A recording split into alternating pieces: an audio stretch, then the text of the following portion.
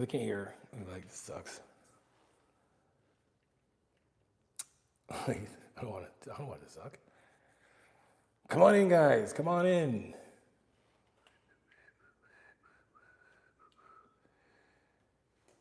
Check, microphone check. What is this? That's that. That was me. All right, can you guys hear me? If you can hear right away, give me a thumbs up. Or we just got some real awkward close look going on here.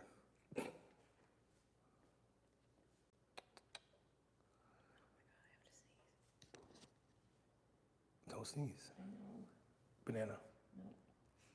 Make sure not sneeze, say banana. Banana. Can you hear me? If you can hear it, give me some thumbs up. Can you hear? Here we go. We have sound. Yay. Yay. Thank you guys. Appreciate you. Yeah. Blame YouTube for this one. Blew it. Thanks, YouTube. Calorie? What? No. Oh. There we go. Yay. Sorry, guys, for a little technical difficulties, but we are here nonetheless.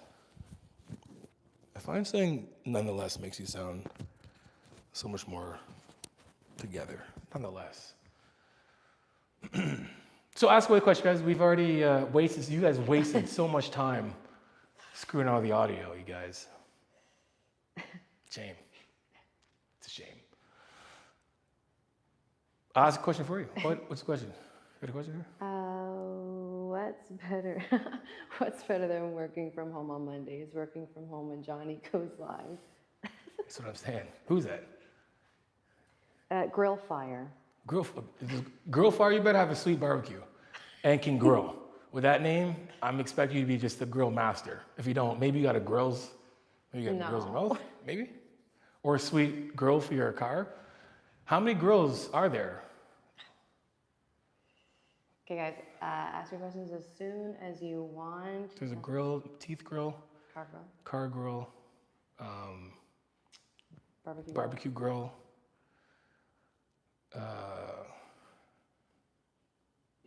What else? That's all. This has everything to do with fitness. Grill. Yes, the audio is working now. That was our test. Test 1, 2. The quick brown fox jumped over the lazy dog. The quick brown fox jumped over the lazy dog. So anybody, listen, you guys either are shy to ask questions or you just like looking at me. And I'll take it.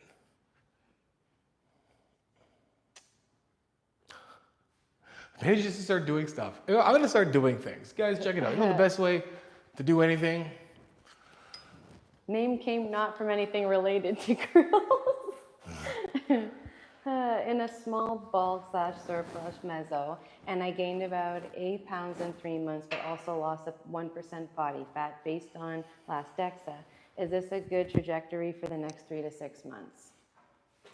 What are the metrics he gained? Small bulk and surplus meso gained 8 pounds in 3 months, but also lost a percentage of body fat based on DEXA. I wonder what that pound of, this sounds good, like 8 pounds, that's a good. 8 pounds, 3 months, yeah, just look at a percentage of body fat. Look at it, that's good. And like also look at just, it's good to have measurables like a DEXA scan or body fat percentage, but like, does it translate to the mirror as well? And like, if you can trust your own eyes in the mirror, use the mirror as your other measurable. So you can see like, does that look like that on my body? Am I leanish? Am I looking like I've built muscle? Are my clothes fitting a little differently? So yeah, for sure. What's the best 5-day split? The best 5-day split? There's no like the best 5-day split the best 5-day split is going to be what you can do in that 5 days. 2, is it hitting the muscle group that you need, that you think needs more work in that split? And that also makes it the best split, right? So if you have like say your back is a lagging muscle group, your chest is great and your shoulders are pretty good and you have nice legs. So I'm going to do back first, back and bis, then I'll do chest and tris, then I'll do legs, then I'll do probably shoulders with some, rear delts in there to kind of like carry over from the back. And then maybe we'll do like another back day in there, right? I'll put 2 back days in my 5-day split. So it's like, it's not like a blanket, what is the best 5-day split? It's like, what are you trying to target? What are your goals? And can you actually do a 5-day split? What health tracking devices do you use daily, if any? Okay, so I do. I just so recently started, and this is not a plug, literally. If you guys heard of Lumen before, and I'll give you guys a breakdown of this Lumen thing. Basically, I got a call, like emails, like, is this actually legit? Message them back. We do a little whatever. It's like, test out this Lumen device, and I'm skeptical. Basically, it measures your carbon dioxide in your breath, and then it kind of can determine based on your breathing when it tracks it of what your body is presently burning at the moment. So like if your body's say burning a lot more carbs, it adjusts your diet as well too. So it'll be based on your goals. So for my goals is basically to stay lean, right? So if I blow into this device, it'll track and say like you're burning a lot of carbs, then my meals for the day will be more so of like fats. So I'm using that, I'm testing that out right now to see how good it works. Plus I use MyFitnessPal and my watch, and that's about it. But I use my watch just for like tracking my heart rate. I don't look at my watch for if I worked really hard in my workout and then burn those calories. I look at it more for steps, my sleep, and heart rate, and that's about it. Should I drink my 1,500 calorie protein shake on my rest days on top of the 3 to 4 meals I eat? I'm trying to gain weight and muscle mass. I'm glad I heard the last part of that. 1,500 calorie shake. I like to ask yourself, like you need to ask yourself the question, number one, do you need a 1,500 calorie shake? Does your body work, like, are you lean? Like, are you like, when I hear that, it's hard for you to grow muscle or like to grow and get big. So you're just adding a lot of calories, which makes sense. But if those calories are resulting in you putting on excess fat, I would dial back on it, right? So, and again, like, do we need 1,500 calories in one sitting in a drink? You know what I mean? So I would revisit goals, look at your physique. Do you think it requires that many more calories? And there's other parts of that I don't really understand or know to kind of give you a better answer, so. Do you recommend pre-workout occasionally or when you feel a bit tired before hitting the gym? Couple things. If you're feeling really tired before you hit the gym, I'll kind of look back at, am I getting enough sleep?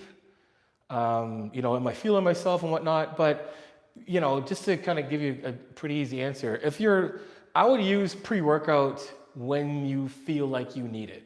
Like and it's going to make it last longer in terms of like the actual product itself, but like you're going to be able to reap the benefits of its, giving you more energy. If you take it all the time, then eventually you're gonna have to take a break from it and then do it again. So like, yeah, I think like taking pre-workout's good to take when you feel like it, especially if you're feeling right after work, your day's done, you're like, man, I gotta be sitting all day, I gotta go to the gym now, pre-workout, bam, for sure. Is it good to do shoulders and chest on the same day?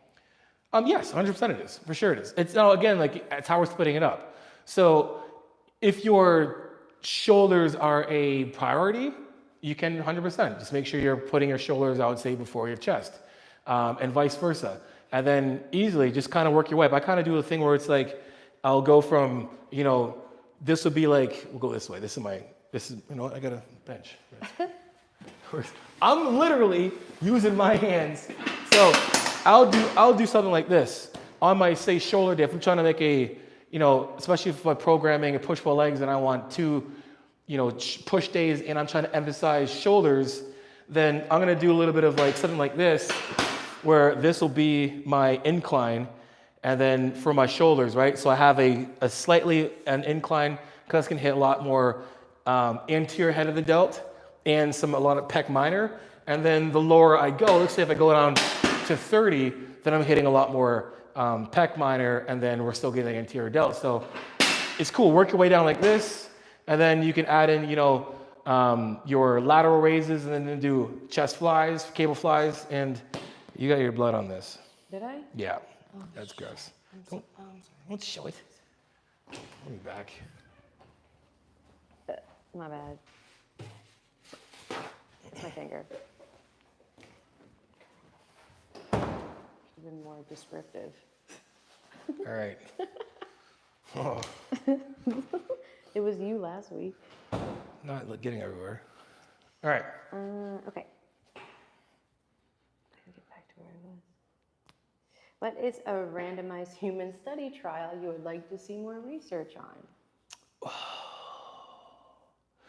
I would like to have most of those studies done where the subjects were trained athletes with untrained athletes. Like a lot of studies are done like when you're looking at, rate of perceived exertion or reps in reserve or hard, all those type of things where we're measuring like intensity or hard. Some are not done with your actual gym training individuals, right? So I like to see a lot of those done. I like to see a little more research done on the lowering of the weight into the stretch of the contraction, as well as I would say the shortened contraction a little more, I would say, in certain exercises, because I think in certain exercises we benefit with the shortened contraction just as much as the length of contraction. So stuff like that, I would say. Good question. What are your top 4 leg exercises, Johnny? 4. Yep, top 4. Top 4. I love. If it's anything, I could say a bunch of lunges. But you know what's pretty funny? Off topic. The front foot elevated reverse lunge. I've been doing that for like decades. Actually, I have a video from it from like 12 years ago that I remember doing. One of the first videos I did with you was actually reverse. Was the elevated front foot elevated reverse lunge. And hack squat. Yeah. Yeah, I remember that. Yeah. So front foot elevated reverse lunge with the Smith machine. I do like that kind of front loaded squat. So these, I'm here. I'm into this. So front foot elevated, here you go. I love doing any kind of machine like this. I love it because it kind of gives me that much more control over being more upright and fully into a squat.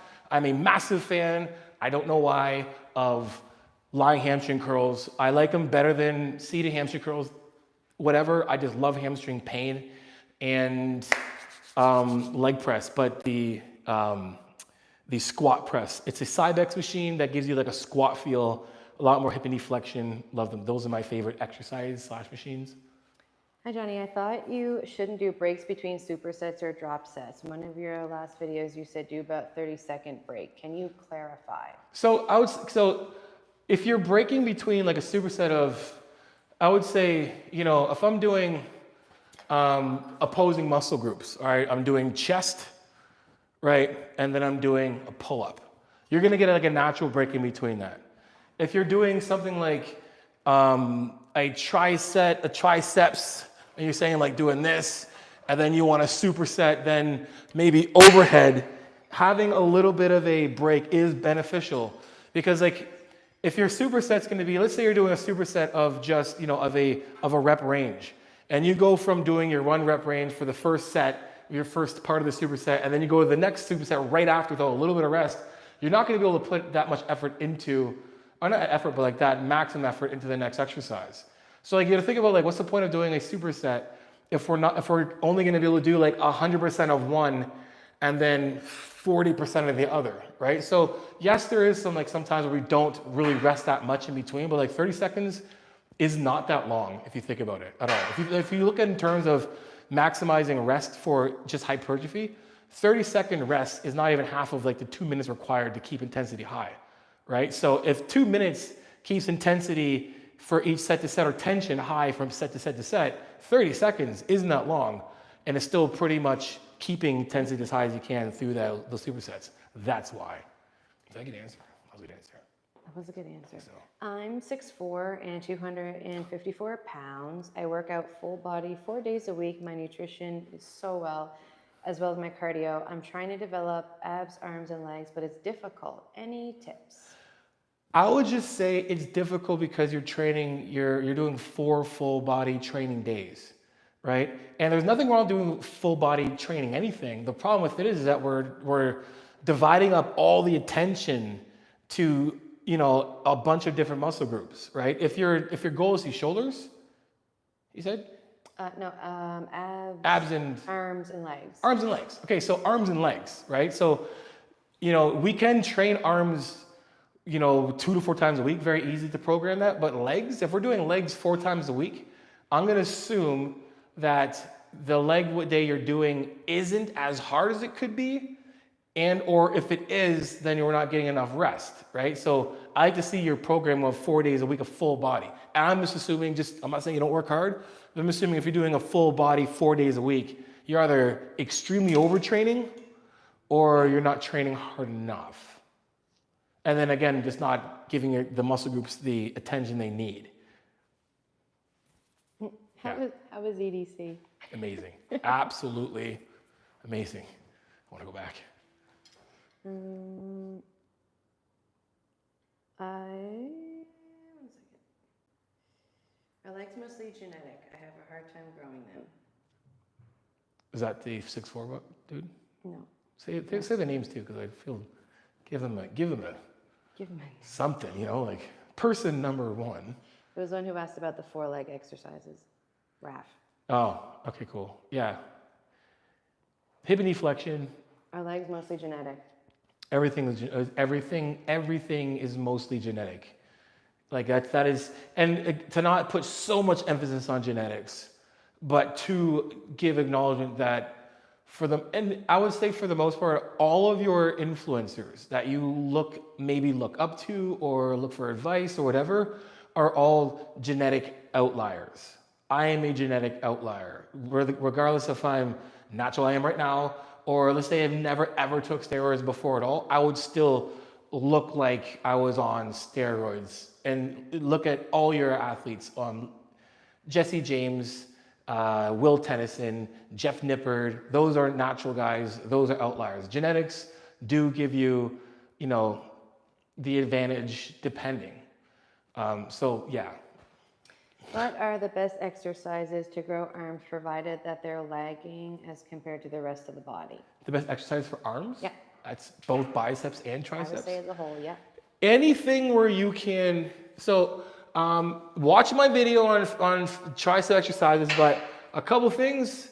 Great movement is anything where you can get a nice stretch. This right here, this position, whatever, you know, the Hitachi decide, I like using, you know, if something fixed like this. The ropes for me, not a fan, because just, you know, holding is a lot harder. But from here, anything where we can get to here and a good stretch, or anything where you get to here and a good stretch, right? So whether you're like this, in this position, or the other position, and riding that negative to that stretch is gonna help build muscle. Same thing with biceps.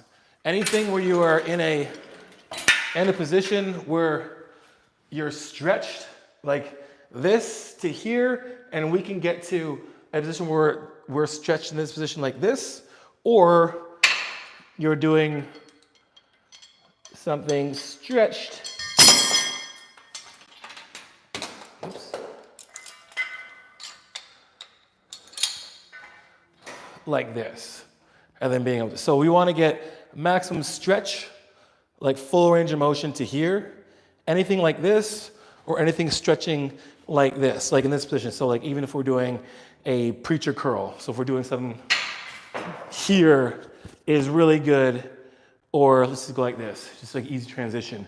Bam, like this, great stretch to full range of motion, and then like this, big stretch here, range of motion. Any of these two, what I just showed you for both, milk those reps, keep it intense, go to failure here and there, use some set intensifiers, and be consistent. You can do them 2 to 4 times a week and build some muscle.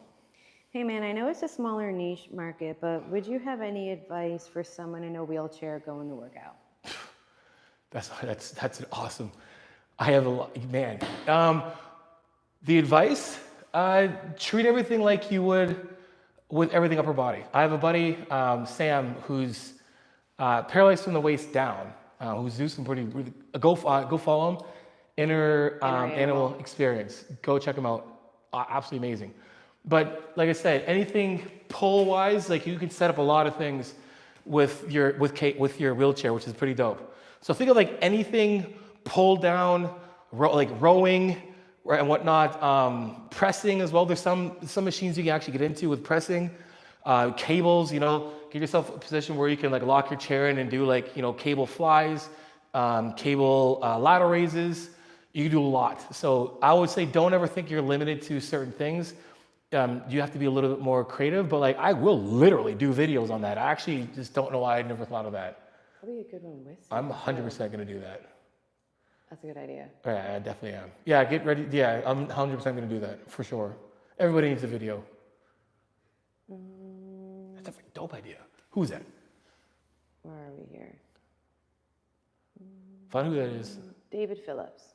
Okay. Phillips, message me or email me, Shreve at johnnyshreveinc.com, please. Is beet juice a good pre-workout? There's so many. Better than than a pre-workout. Like, I don't want to say no, and I want to say yes.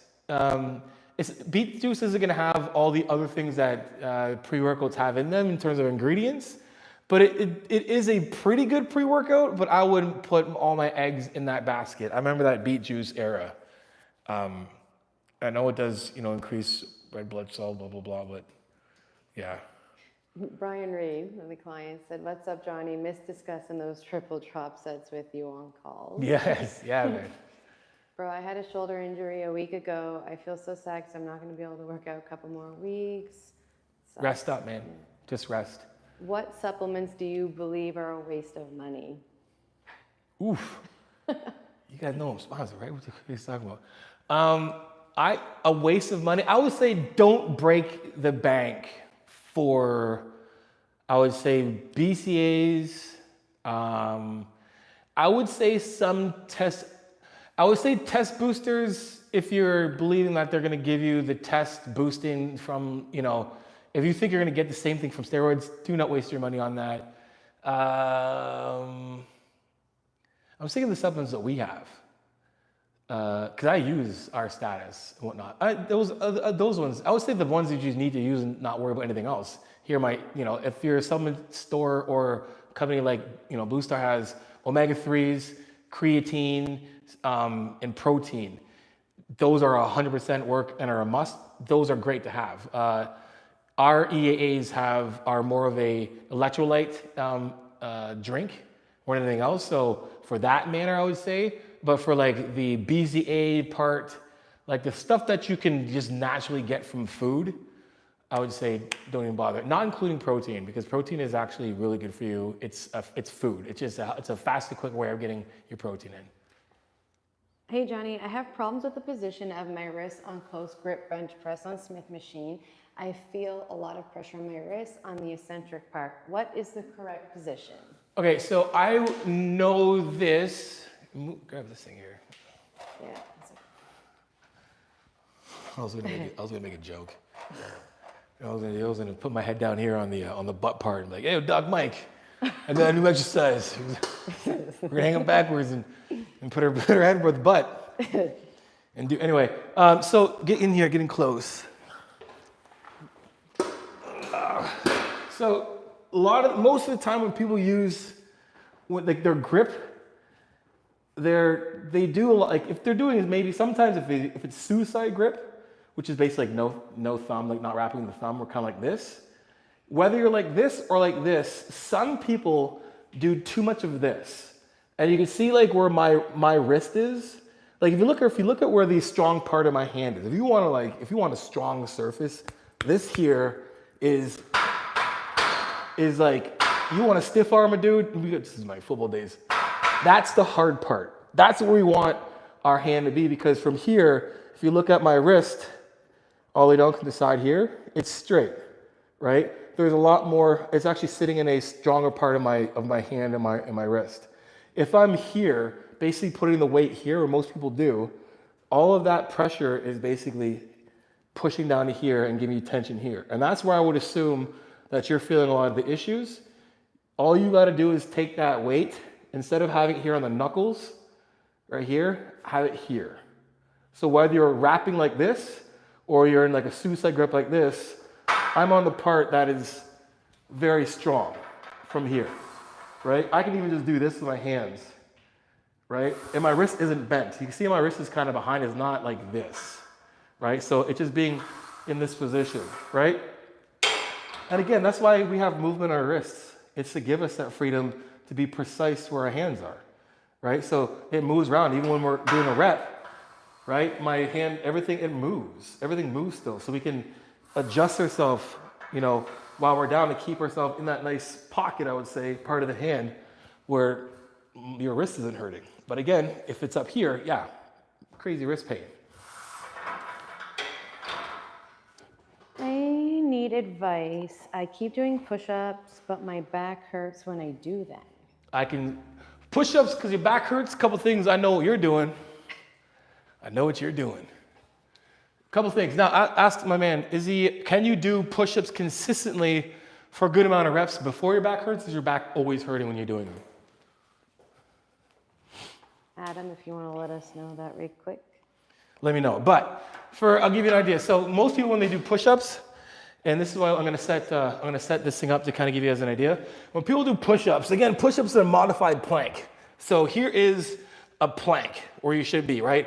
I'm not like this. I'm tucked a little bit. Shoulders right underneath my arms, or my hands under my shoulders.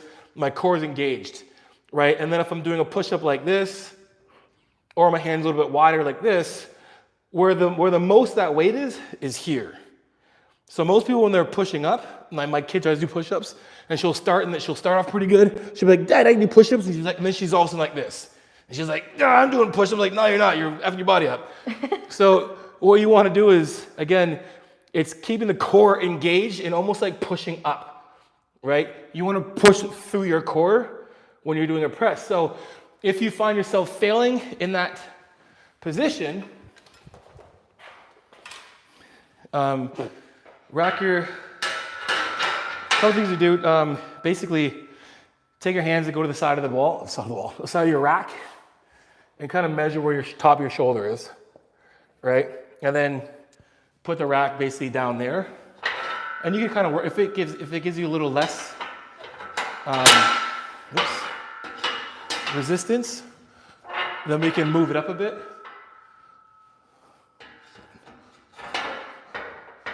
So basically, go like this, put your, right, and then when you do your push-up, instead of having this part right here underneath here, have it underneath your stomach, where that part is gonna do this. So when we're doing push-ups, it kind of assists you in that place there when we're doing a push-up, right? And that kind of helps it that way. So when you do feel yourself kind of failing here, you're able to keep your core nice and engaged from here and still go down and then get good assistance. Johnny, how can I make my upper chest pop? Like this. Bam! A couple things. Incline everything. If you have a machine, do machines. For the stretch, if you don't, dumbbells are going to be really helpful.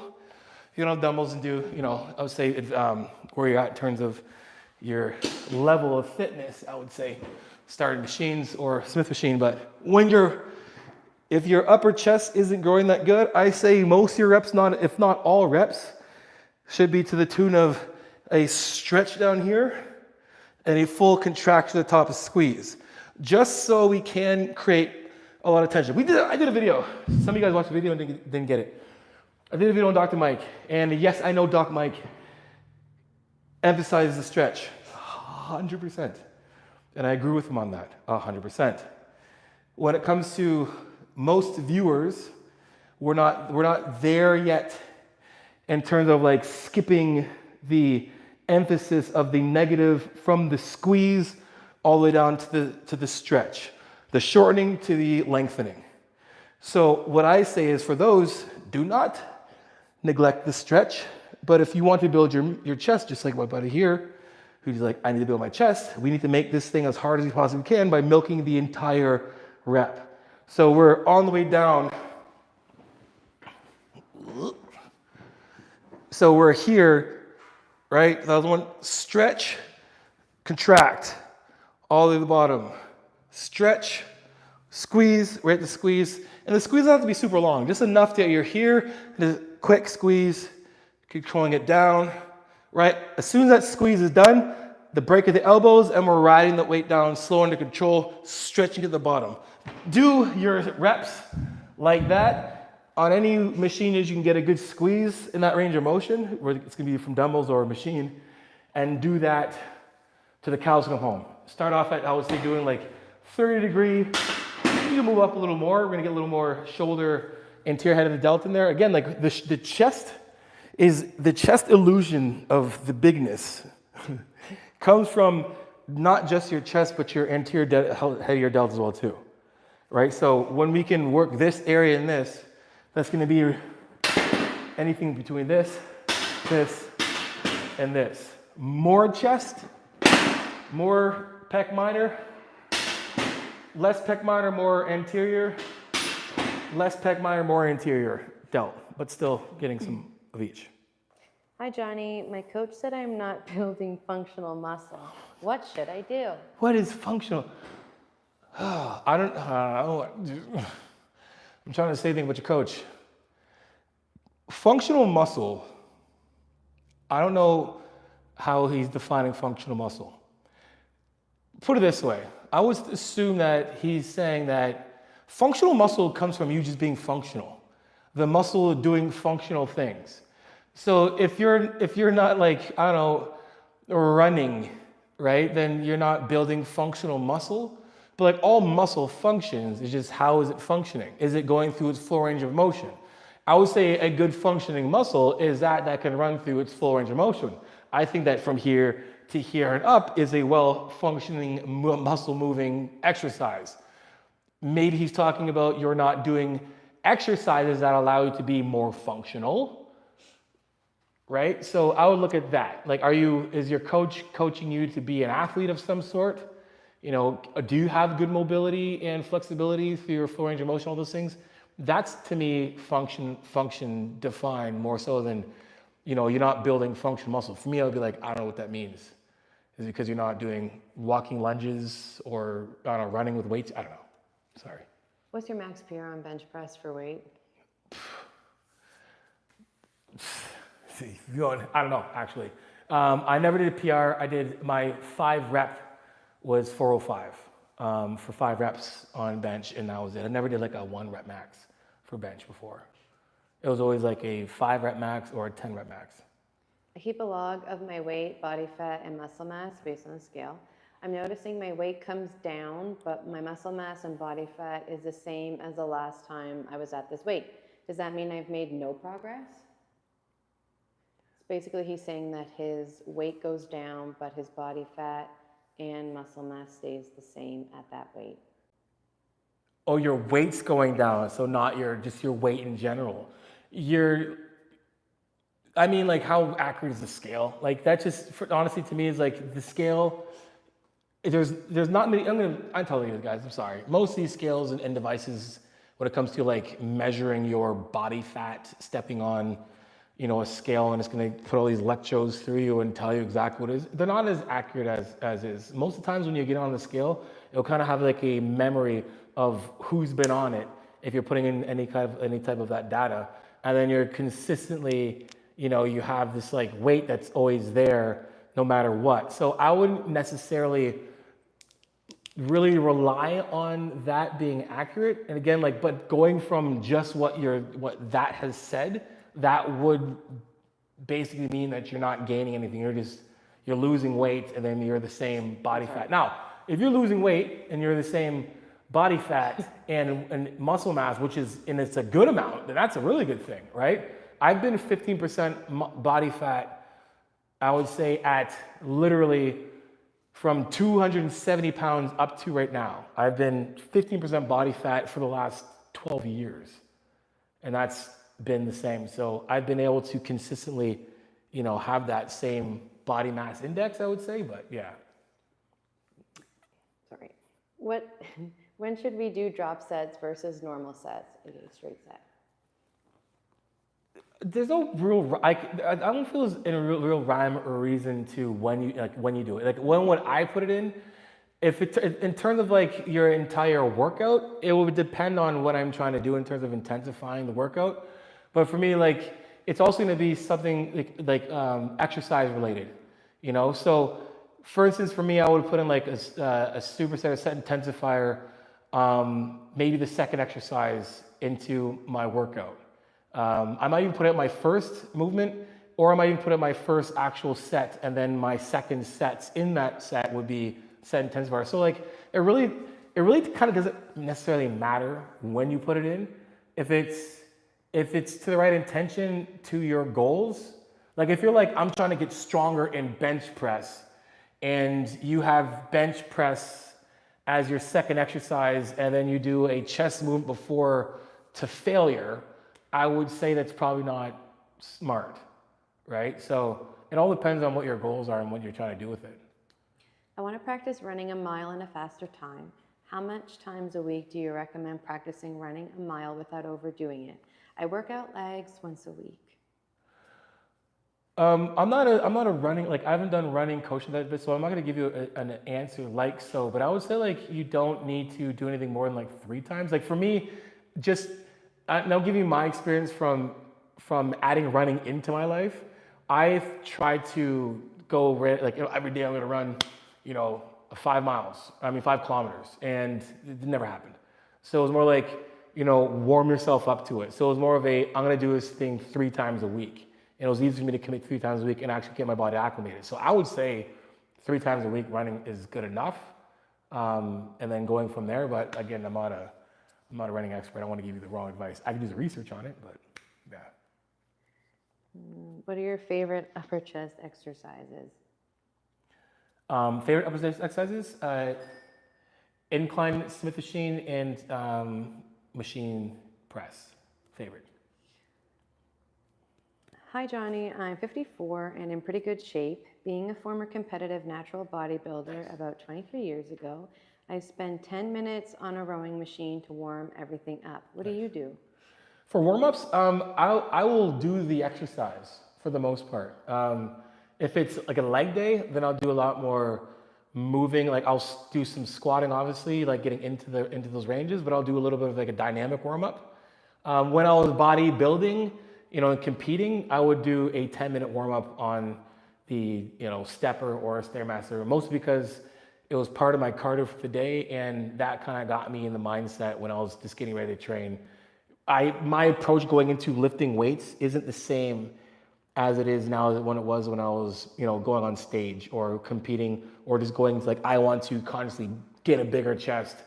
My mindset is a lot different. So my approach to training, that routine I had before going to the gym was, listening to good music, taking my pre-workout, a little bit of green, get me in the mindset, get to the gym, go on a stepper or a Stairmaster, or most of those 2, because I don't like the treadmill, but those 2, close my eyes, 10 minutes coming off, and I'd be ready to go. So that was usually what I used to do. Is it normal to get dizzy on leg days? It only happens to me on leg days, and it's terrible. Get dizzy? Holding your breath? Yeah. A lot of things can be a factor of that. Number 1, holding your breath, right? Not breathing enough. Doing that can definitely make you dizzy. So if you're not breathing properly through your sets, that could be one thing.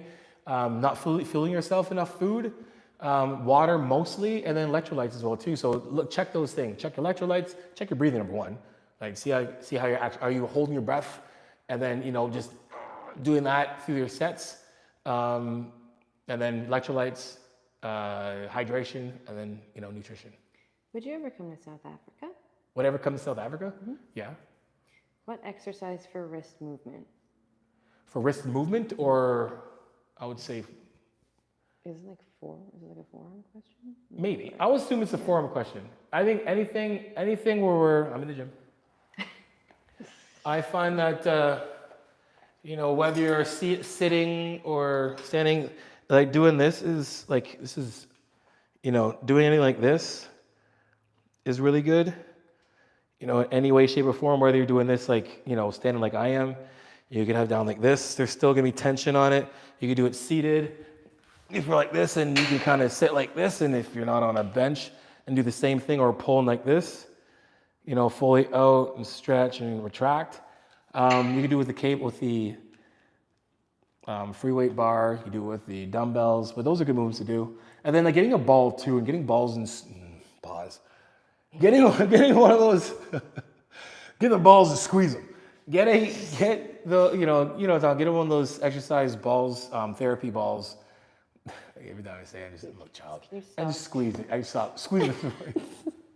Squeeze it. That's gonna help with. It's gonna help with tennis elbow, any type of elbow problems. You know, strengthening your forearm is good. That was not planned. The comment, appreciate your content. For some reason, I get more clarity from you in the way you break it down knowledge than most workout videos. So thank you. Appreciate it. Question to you guys. What do I do that, answer his question for me, like give me the answer. What about my channel do I do that makes you understand things easier? Because I get the comment on it. I really appreciate the comment. And that is my goal. And just hearing it from you guys gives me more understanding of like how, what I should double down on in terms of like content to make sure that more people can get that same value. So let me know. That'd be cool.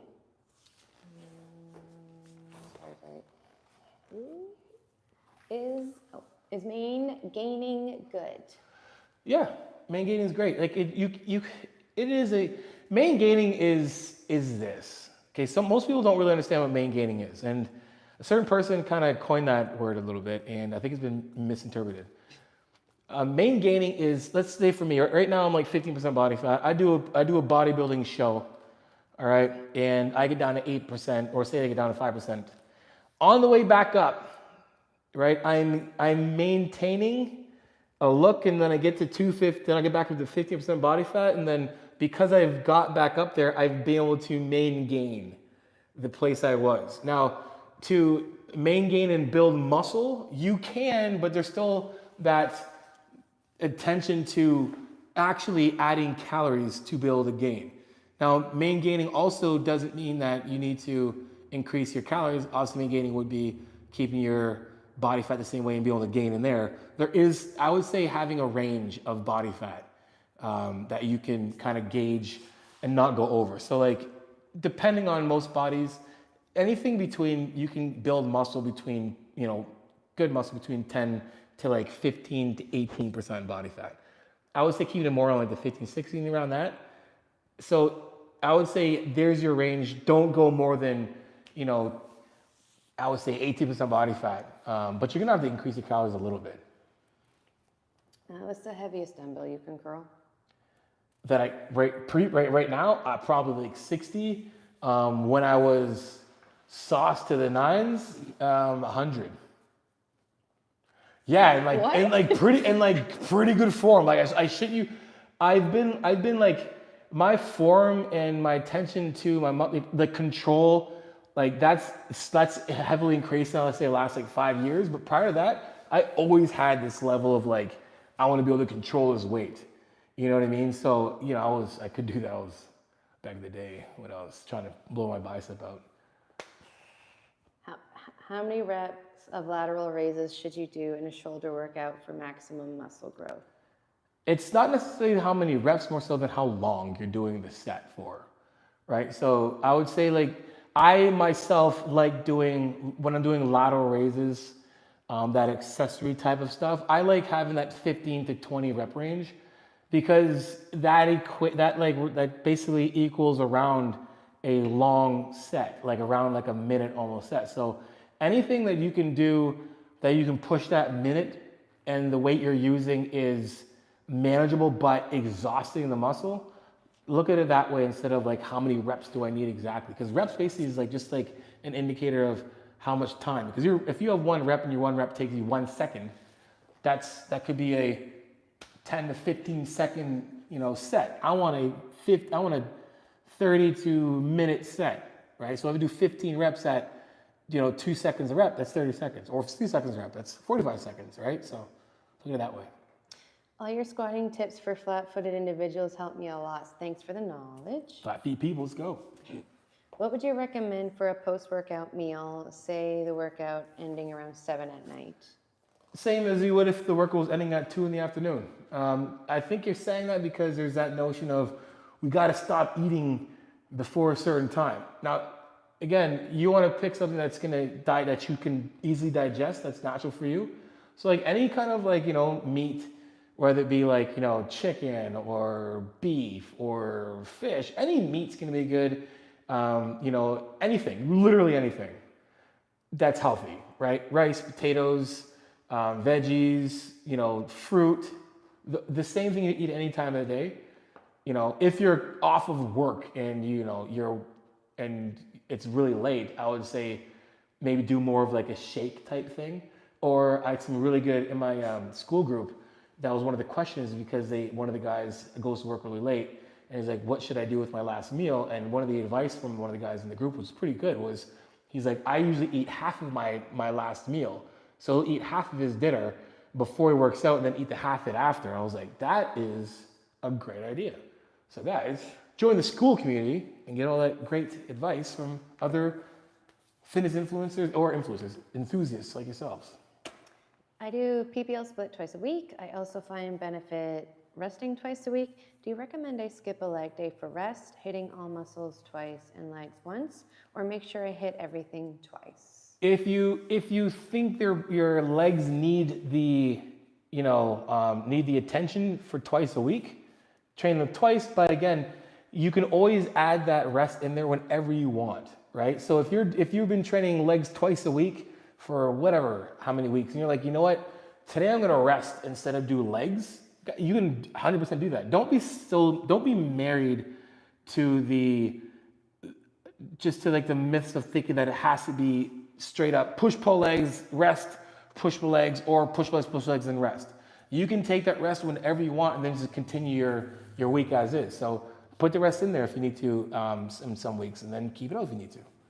If someone is following a PPL program, should they do the same exercise for each push day of the week, for example, or should each day have different exercises or variety? So each day should have different exercises, not for variety, but for what you're trying to target. So if, again, like my ebook, my PPL ebook was made to basically hit every muscle group twice a week in each of those days. So my chest day, my push day 1 has some shoulder stuff in it. So when you do your push day 2, there's shoulder primary with some chest in it. So what we can finish off, or when it comes to that, total reps a week for each muscle group, we're finishing those reps in the, sets in the other push days, right? So you can do that way. You can do the exact same muscle groups, exercise you want to, 100% you can.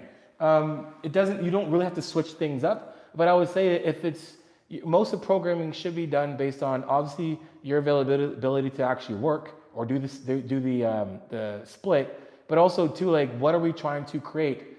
Your split and your training, routine should reflect what you're trying to create. So if your legs are a weakness, and your chest is absolutely bang on, I'm training chest, once a week, and I'm training my legs 2 to 3 times a week, right? So look at your program like that. Perfect form for leg press. You're in a gym. Well, you know what? But my leg press isn't super, who cares? All right. So let's go hop on over to the leg press. Why is this thing here gonna die? I mean, you put it there. You're holding the camera.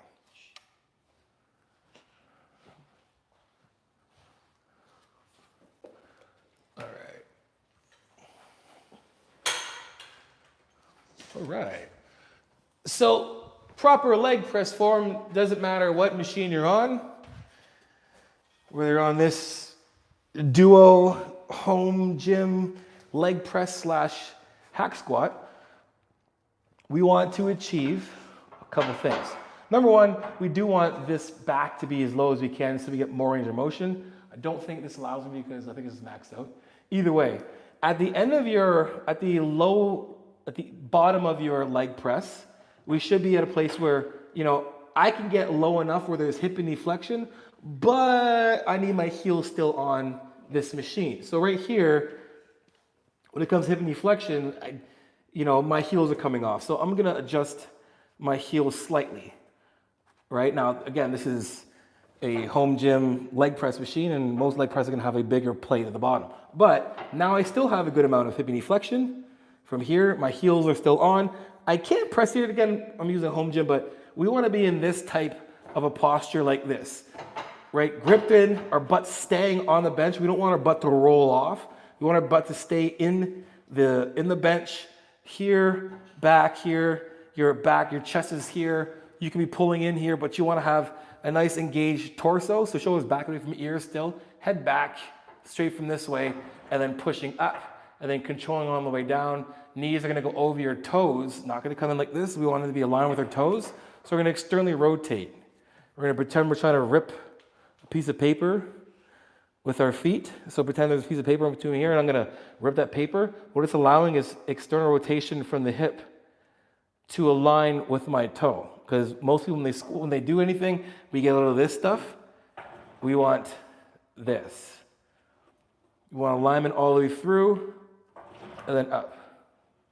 Controlling it down, and then up. Now, if I was on a plate that, a proper hack squat, leg press that had the full plate, I'd be pushing in the toes about too. So you could see, my toes are wrapped over top of here because I am pressing with my toes, right? I don't want my toes rolled up here. I want pressure from my pinky toe, my big toe, and my heel on at all times when I'm doing this. Oh, good old hip. What are those? Your shoes. These are the Vivo Barefoot shoes. And we can go over why we should be probably wearing shoes like this. I know they're not the sexiest looking things, but just to give us a little bit of a chat, let's go back in time to the time when they made shoes. Let's go back to the old shoes weren't made pointy. In the last century, shoes started to get made pointy because they looked better. They started creating shoes to look nice. And then because this don't look beautiful. You know what I'm saying? These don't look sexy, right? And if you look at feet themselves, feet are not supposed to be shaped mine are starting to spread out, but feet should look like this. They should be, if you look at your mama's feet, your girl's feet, even your feet, and we got shit that's going, we got our toes going this way and they're crumpled like this. They're not supposed to be. Reason being is because when we wear shoes, our shoes make our feet do this. And just like our hands are allowed to do this, right? We're strong here. If we can only do this, let's say our hands were only allowed to do this would be extremely weak. All this would be really, really weak, right? So barefoot shoes allow your feet to stay open, to actually move. When you actually walk, your feet are supposed to spread. When you're in shoes, it doesn't spread. It sits like this, and all of a sudden you get these weird bunny looking things and throwing up gang signs, right? So I've been more conscious of my feet. The older I get, the more I'm like, man, if I can reverse some of these things, help me live a more enjoyable life. Most of you guys probably have a little bit of back issues, some feet pain. I can guarantee you it's going back to some of the shoes you're wearing. Super narrow, no give, just saying. What are good tricep exercises without cables? Without cables? Mm-hmm. Without cables? Without cables. People are like, oh my God, cables again. So we have Smith machine JM press or Smith machine close grip. So here's the close grip, guys. It's this. It's shoulder width apart. Here's the close grip. Here's your close. This way. Here's your JM press. If you're using dumbbells, we can do dumbbell. I'm not a fan of doing dumbbell overhead, only because it just doesn't allow me, but this isn't bad. If we can get back, leaning back more, right? So I'm not liking this angle here, but these aren't bad. It's just when you're sitting like this, it's not the best. We're not getting the best stretch. So if we can get up on here and lean back here, these are good where you can be in this position. That isn't bad. Kickbacks aren't the best when you're doing dumbbells. They're only good for the peak contraction. You can do over crossbody, or even just skull crushers. So you can do these, right? Same idea. I'm not a fan of these whatsoever. I'm not going to tell you guys about this, but just don't do it. But these are good for triceps. What else? Close grip push-ups with these, because it gives you a little more depth, like so. From here, and we can go right down, get a nice stretch. What else? I'm missing some. Dips from the, if you have a dip machine, from the bench if you don't have anything else. There you go.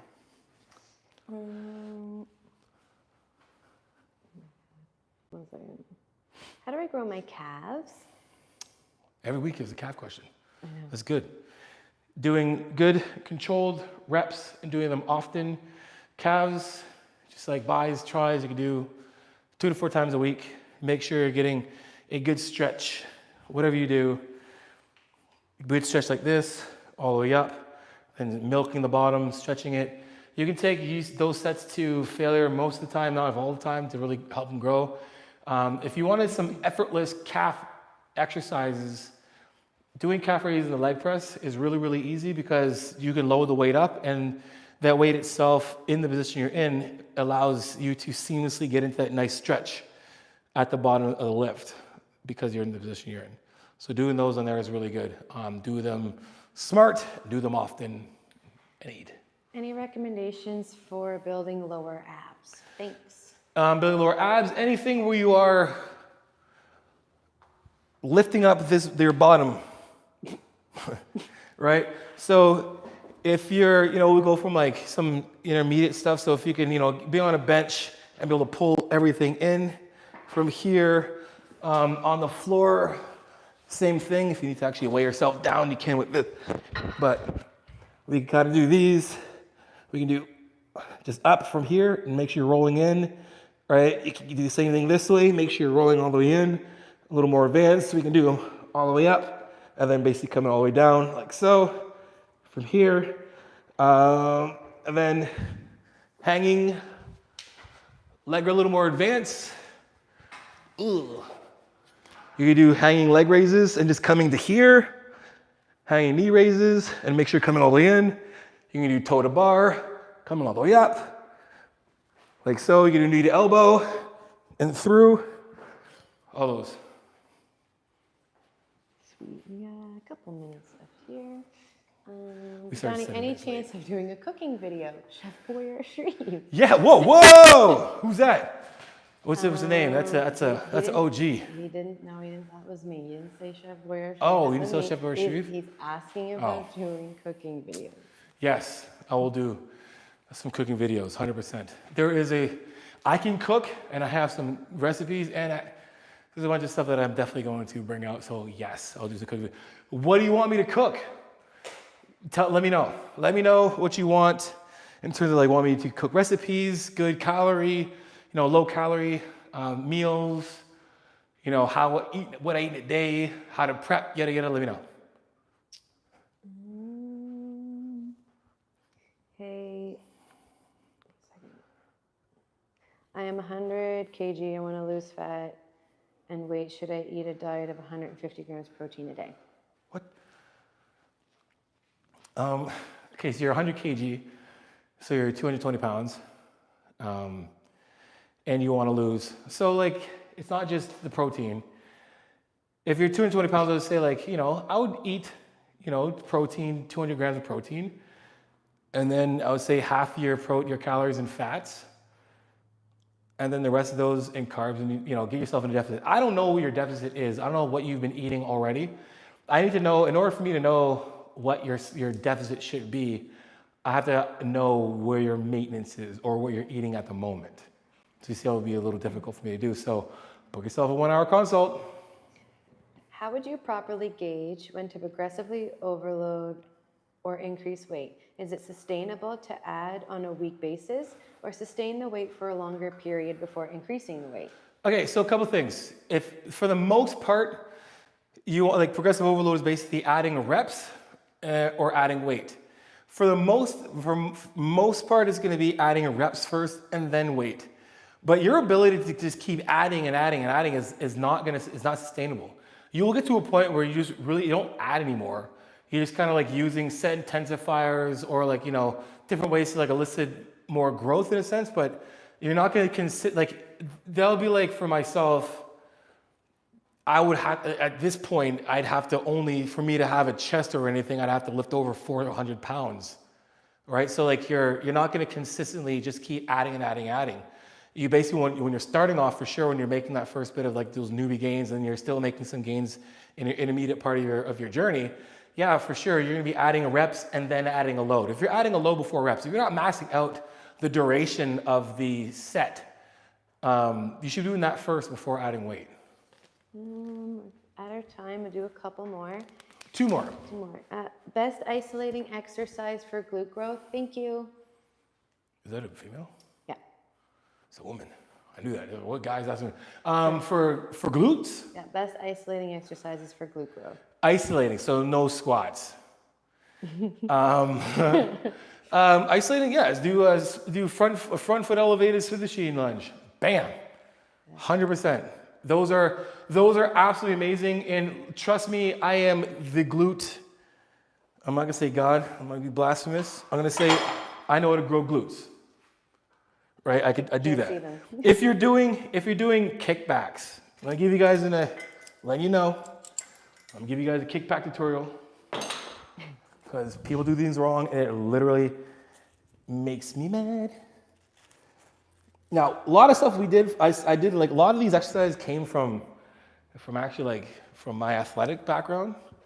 So kickbacks weren't for me to get better at doing, running, but it was just like helping me gain muscle in a nice stretch position, et cetera, et cetera. So when people do kickbacks, most of the time, when they do kickbacks and isolating, you have a couple of things. You might have somebody on this, like, that's fine, they're like here, but they're like this and like, oh, I'm growing glutes, like they're doing that stuff, and like, right? Or they're on the ground and they're doing like this, and there's like, I don't know, with a band, and you got to do like 1,000 reps before tension's even high enough.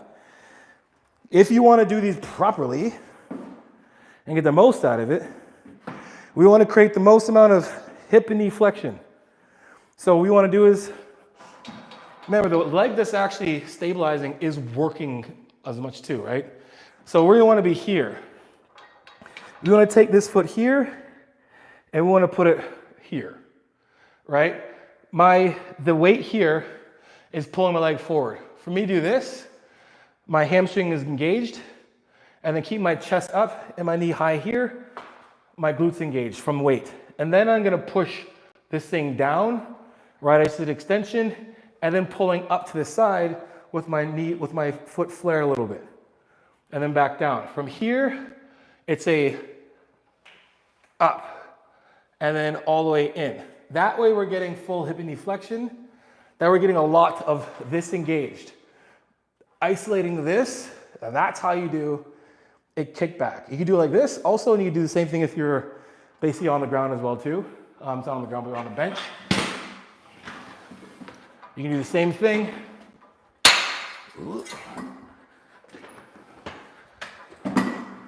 What you want to do is you want to make sure that this foot stays like this, not like this. You want to be here because we're doing a push. We're actually making the glute work from going from flexion to extension, but we're doing this from here, then we're scooping out and up and pulling it in. Being able to maintain this posture the entire time, your glute is going to be on fire the entire time. That's how you do a kickback. There you go. Done. That's it. Appreciate you guys coming in. You guys remember, every Monday, 12 o'clock Eastern Standard Time, we do a live. If you want to get more of our lives, guys, join my school group. All the questions you've actually asked, we do them in depth. on a daily. You guys put in your videos, I correct your form, you know, weekly, weekly videos like this as well too, but way more in depth. You guys get to share the screen, we get to chat together, get to see your faces, those things. So if you want more in depth like this, join my school group, my school community, the Iron Community, is $25 a month. Anyway, guys, till next time, appreciate you all. Iron sharpens iron, progressive overload your life. In the meantime, keep dream chasing. Peace.